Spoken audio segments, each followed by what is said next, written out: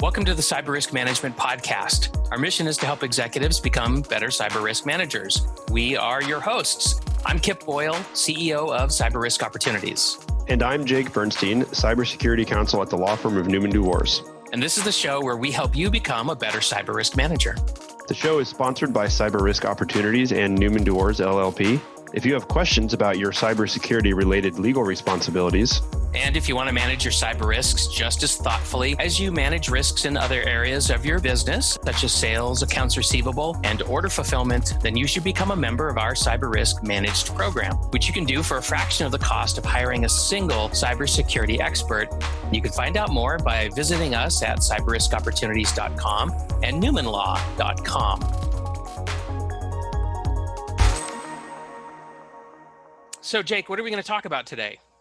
Well, Kip, today I figured we would talk about the difference between compliance and practice with respect to cybersecurity, particularly right now with GDPR and then frankly just the general sense of compliance with HIPAA and PCI. I think it's important to discuss the differences between what it means to be, quote, compliant and what it means to actually practice good cybersecurity. Oh, that's great. And so to prepare for this episode, we both came up with three reasons or ideas about how they're different, and so I thought it would be fun if we compare lists. So let's hear your list, and then talk about what you came up with, and then we'll take a look at mine. Sure. So the way I kind of organized this was I came up with three traits for compliance and three traits for practice, and comparing them kind of gets me my three differences. Okay. So for compliance, I'm saying that it focuses on regulatory or industry self-regulation and specific rules or requirements.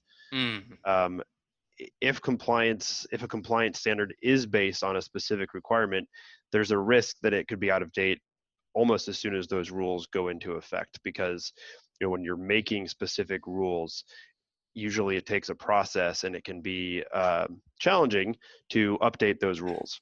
Right. Okay. And so compliance regimes can go stale. Yes, absolutely. And sometimes they can go stale even before they're fully implemented, which could be frustrating.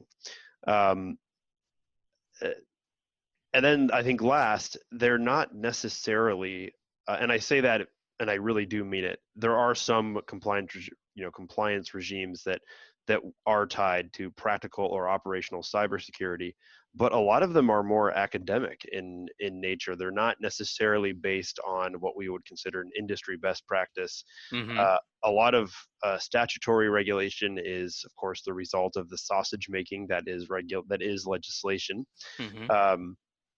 And so how about a couple of examples? So like when I hear about a regulation that's very specific, I immediately think of the payment card industry's data security standard, Pci Dss. Yeah, and that's actually a good example of industry self-regulation, although it is a very specific set of standards. And those will dictate, like they will give specific numbers, like if you don't process 1 million or more cards per month or per year, then you don't have to be fully compliant. You can do a self-certification. Right. I mean, that kind of thing. And then the standard itself, right? It has things like you need to use this encryption algorithm and not that one. You need to use key links that are at least this, but no less, right? So there's just a ton of specificity in there, and it is all about you either have it or you don't. I mean, it's kind of yes or no, very compliancy. Yeah, well, and I think the hallmark, which I didn't even mention, of a compliance regime is often a checklist, and checklists are good and bad. Used properly, they make sure that your plane takes off and lands. They make sure that hopefully you get paychecks on time. Yeah, implements aren't left in your body after surgery. I mean, checklists are important. And the thing about a checklist though is that it has to be pretty specific. Yeah. Well, and I think a checklist assumes that that the situation that you find yourself in is pretty static, right? I mean, when you do surgery, I mean, the procedures change, but like the basics of surgery really don't change, right? I mean. Yep. I mean, there's certainly there's things that you do at the beginning and at the end of every surgery. that are always the same. Like there's never a surgery where you don't wash your hands, Right. right? So that's where checklists can be useful, and frankly, a lot of compliance regimes are based on checklists because those are easy to test, right? Yep. If we move toward practice, and what is practice? Well, it's based on real world experience and what actually works. It's flexible. It often will strive for reasonableness. This always includes a cost benefit analysis, right? Is something worth doing, or is it just too expensive? Hmm. And I think a good cybersecurity program, which is in practice, focuses on creating a security culture, using common sense behaviors, managerial and technical support to create a sustainable environment for good cybersecurity. You know, think about how difficult it would be to put that in a checklist or Right. test for it in compliance, right? I mean, even though right now a lot of cybersecurity things are based off of quote reasonableness, uh, a lot of people complain about that because they say, well, what does that mean? What do you want me to do? Right. What does that look like? And Yeah, so, I'm not an expert, just right. tell me what you want. Well, and you have that tension, right? I mean, compliance it gets a lot of attention because it is something that you can do. It's doable. It's tangible. Yeah. And I When think it's it's scalable too, right? I mean, if you're asking people, do you do this or do you not do this? And it's yes or no. And if you're governing, if you're a regulator and you've got thousands of organizations, accepting credit cards, you've got to have some way to measure that from a distance, right? I mean, you've got to have some way to scale that up. And I think that's one of the reasons why compliance approaches are so popular.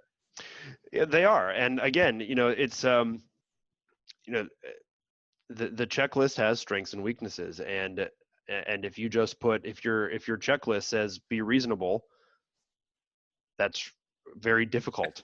That And doesn't mean anything. yeah, And in fact, I think this is super fascinating that we're having this conversation right now, just really days after the 11th Circuit comes down in LabMD versus Federal Trade Commission and says, from a legal perspective, the problem with your order, Federal Trade Commission, is that it's too vague. It's not specific enough, right? There's a lot of debate over what this actually means for the FTC. Ironically, the 11th Circuit said that it didn't want to see the FTC micromanage compliance and security programs, but its order does the opposite by telling the FTC, basically saying, sorry, this was not specific enough. So by doing that, the 11th Circuit is actually kind of shooting itself in the foot. It didn't want the government to micromanage, but it told them that it can't just say be reasonable. So now the government's going to come in and say, okay, you know, here's what you have to do, and that is, how that plays out is going to be really interesting. In fact, how this whole debate plays out is going to be interesting because you think about fire protection, right? I think we've talked in the past, perhaps not on this podcast, but I know we've talked about how cybersecurity right now is a lot like early fire protection, and particularly with the way insurance works. right. You know, but what's the problem there, right? Well, compliance with a fire code is super easy. I either have enough sprinklers and fire alarms and smoke detectors, or I don't, right? And we know how many you should have and how far apart they should be because fire is a pretty predictable phenomenon Exactly. And with certain types of material. it is. We know there's there's fire science, Yep. and most importantly, fire doesn't innovate. It's not the same as cybersecurity when the adversary isn't some natural phenomenon that we can have control over. Yeah. Yep. Instead, a it is people. It's viral, right? It's more like Yeah. like a flu where every year the thing is changing and Yep. we have to create a brand new vaccine every year that is Yep. very speculative about what Yep. kind of flu will we be dealing with this year, right? And we have to make lots of guesses. And the efficacy of flu vaccine varies from year It to year does. because of that. Yeah, and I would say that that's just fighting against a kind of natural force that happens Hmm. to be randomized. It's far worse to be fighting against another other human intelligences deliberately trying to make life difficult for you. So Yeah. So it's very difficult to set up a compliance regime that you can use with a checklist when your adversary is another human being who is trying his or her best to mess with you. Right. Right. Uh, Now, you had talked a moment ago about um, uh, the the problem of of a regulation that comes into effect and is already sort of out of date or stale. Were you thinking about a certain one? Like, could you give an example of that? well, so for example, I think there's lots of examples in environmental science, for example, right? And they work hard. They spend a lot of time and energy updating those regulations because the science will change. Oh, it turns out that 50 parts per billion is way too much for this particular chemical. Mm, So we're going to change it to 5 parts per billion, and they have to go in and update the regulation. And there's a rulemaking process, and there's this whole thing called the Federal Administrative Procedures Act, which determines how federal agencies can set out regulations. One of the things that doesn't happen with the FTC very often is, quote, a formal rulemaking. mm-hmm, Um, and I don't know that you and I have ever even talked about this, but uh, there are some in Congress right now who would like to see the FTC do formal rulemaking more often, mm-hmm. which is good and bad. It's good; it can create more certainty. It can, uh, it, it definitely, by very definition of the process, it brings in public comment, and uh, you know, there's law surrounding how you can how the rules are made. The problem though is that once again, um, it can take so long that it can't react. And so, the reason the reason you haven't seen that kind of rulemaking in place in the cybersecurity world is that we all know that that's not effective, Right. right? I mean, to me, I think about a rule. Like if there was a rule that says you need to have antivirus, software loaded on your computers, because we all know that getting a virus on your computer is bad and can lead to a data breach and other kinds of cyber failures. But there was a point past which it was necessary but insufficient to have antivirus, because now all the malicious codes that are particularly effective against us are ones that are based on zero-day exploits or unpatched systems, and so Or now, social engineering, right, which is right, by right. far the biggest threat. Yeah. So how do you, so you got to keep up with that stuff.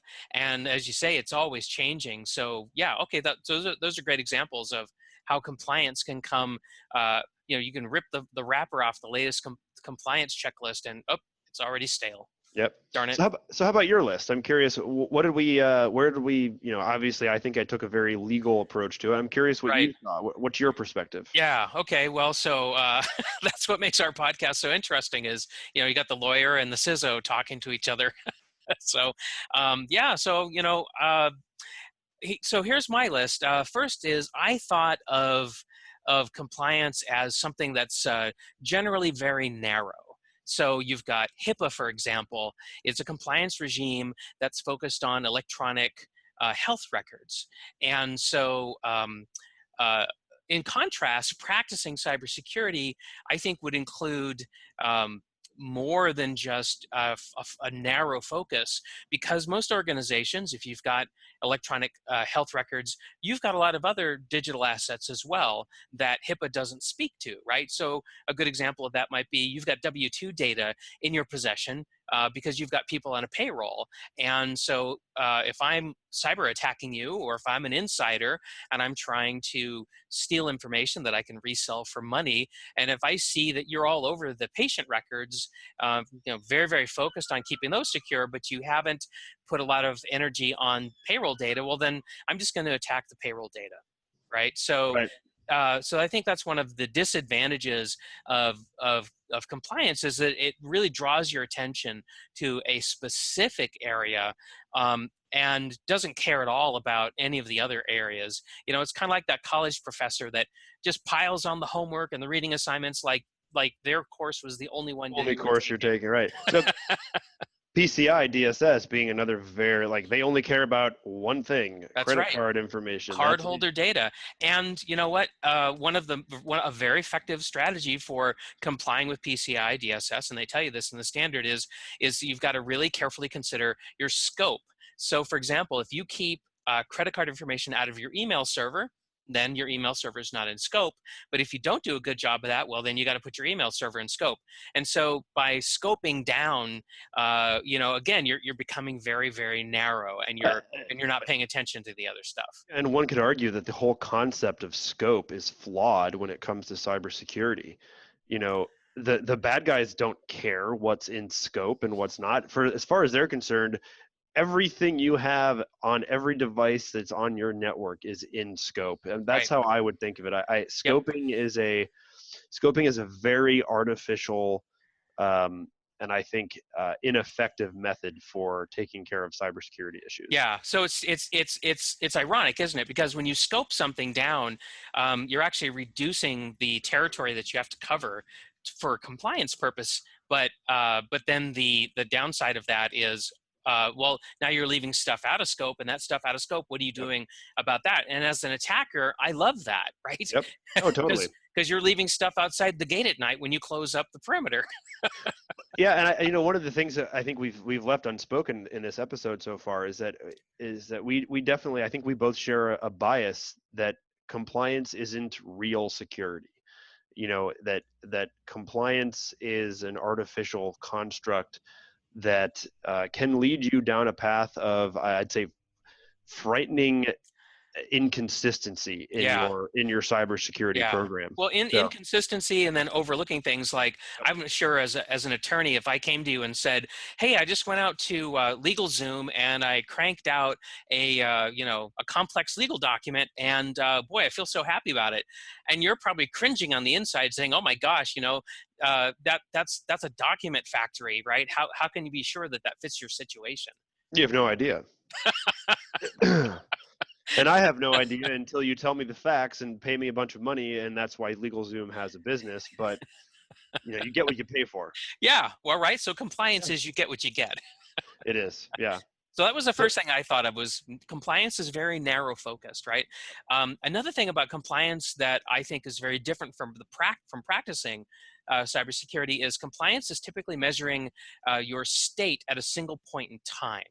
Right, and I think of that in terms of public health. Right, I'm often thinking about public health as an effective metaphor for cybersecurity. But to me, compliance is like looking at your immunization record. Right, and it's like, well, when's the last time you had any immunizations? I don't know, 2-3 years ago. But at the time, I was compliant, right? Because here it is, and you can see that I've got all the shots that I need to get. Yep. But hey, maybe you need a hepatitis C, or a B or an A, and you're just thinking, oh, well, last time I went in, the doctor said I was good to go, so, I'm fine. Yeah, I think, the interesting thing about that metaphor is immunizations, hypothetically, theoretically, will last a period of time, and I think that the point in time kind of snapshot is actually much worse than the immunization program. And my example would be the weapons of mass destruction inspections that the UN and the US did in Iraq before the invasion, and we had to give them notice, like weeks. And if you talk to soldiers who were there, they said, this is the stupidest thing in the entire world. We're telling them, here we come, we're coming now. Yep. And they moved the evidence, right? Yep. So of course they were always compliant. They didn't have weapons of mass destruction because they just moved them, hypothetically. Yeah. They put them out of scope. They put them out of scope, right? And I'm not trying to argue with anyone about, whether or not they had weapons of mass destruction. I'm just saying this concept of a spot in time is, and really a lot of compliance regimes are like that, right? Yes. You know when you're going to get audited, so you get ready for the audit. That's right. And when the auditor comes in, you look really good. Yeah. Freshly scrubbed. Clothes. Right. Smile on my face. No nuclear weapons here, auditor. Right. Exactly. And so the problem is that the next day you reset up your centrifuges, or in this setting you get lax, right? That's the much bigger danger here, is that you get lax. You go back to doing what you were doing before. Maybe it doesn't take a day, maybe it takes 2 weeks, maybe it takes 6 months, but at some point, if you don't practice, Right. cybersecurity, which is a full-time job, then you lose whatever. Even if we assume that the compliance regime makes you more secure somehow, unless you're doing it full time and practicing it, simply being quote compliant wasn't enough. And I think the best single evidence of this concept is almost all of these big data breaches, particularly the Target, the Neiman Marcus, the kind of ironically the payment card industry data breaches. Mm-hmm. Those businesses were PCI compliant, They were. right? It's Yep. not like they weren't compliant and that's why they got hacked. No, they got hacked because they had massive flaws in their overall security posture. And quite honestly, those issues would have been out of scope of any PCI compliance, which is why they were compliant. Or the requirements for PCI just, quite frankly, weren't very effective. Or they weren't Um, effective. in the case of the Target hack, the forensics showed that the intrusion into the network that led to the data breach was in fact caught by their intrusion detection systems. The evidence was in there. The problem is that through a combination of people, process, and technology, those alerts didn't get surfaced in a timely manner to the right people so that they could take the right action to prevent anything bad from happening. So they spent millions and millions of dollars on people, process, and technology, and it still didn't work. Sounds to me like a management failure there. Yeah, I would say it rolls up to a management failure, but I also have to say that as somebody who has been responsible for erecting those kinds of and operating those kinds of controls, it's an incredibly difficult job. I mean, just inherently very, very difficult. You would think that putting intrusion detection on your network would be very similar to putting some kind of an alarm system on your warehouse, so that if somebody tries to break in and steal your merchandise, that it would be a pretty straightforward thing to know that they're in there, send the police, and conceptually this is what we're trying to do on the network, but it's wildly, wildly hard. There's just so much going on. So even though everybody's doing the right thing compliance-wise, the nature of the beast, as we talked about before, is this is a really tough nut to crack. And so I just want to wrap up my second point about compliance being a single point in time measurement, and just say that, just extending like the public health metaphor, cybersecurity practice is more like a journey, and it's more like the things you do every day. So washing your hands after bathroom breaks and before you eat, right? Those are things that you do every day, Yep. many times a day, at certain times. Why? Because you don't want to get sick. Yep. Yeah. No, that's exactly right. So that's the second thing and then the third thing, which we've really kind of hit on already, which is fine, is that compliance doesn't guarantee security. And as we just explored with the Target data breach, even practicing, good cybersecurity doesn't guarantee that you're not going to get hit either. Yeah, nothing guarantees it. No, nothing guarantees it. But I mean, as a practitioner of cyber risk management and cybersecurity, I'll take my chances with being a practitioner to stay out of trouble Yep. than just being a compliance oriented person, right? So, I mean, if I've got to do one or the other, that's where I'm going to go. But I actually think that the best approach is to do what I call mitigate once, comply many, what I mean by that is know what your risks are, have a good mitigation strategy, and just make sure that your compliance obligations are baked into that. Yep. And one of the things we see all the time is that if you're subject to HIPAA and PCI because you're a hospital that takes credit cards in the form of payments, and you've also got payroll data, well, now you've got three different very high value pieces of information, and your overall program should be addressing all three of those. All three of those, and ideally, you don't have three different procedures. You've got one procedure, one set of procedures that people can follow, and so that it's all baked in together. I mean, that's really the most economical and I think most effective way to do it. Agreed. No, I think that's an excellent spot to wrap up with. Yeah. Okay, so so today we talked about compliance versus practicing security here on the Cyber Risk Management Podcast. Thanks for tuning in. We'll see you next time. See you next time. Thanks, everybody, for joining us today on the Cyber Risk Management Podcast. Remember that cyber risk management is a team sport and needs to incorporate management, your legal department, HR, and IT for full effectiveness. And management's goal should be to create an environment where practicing good cyber hygiene is supported and encouraged by every employee.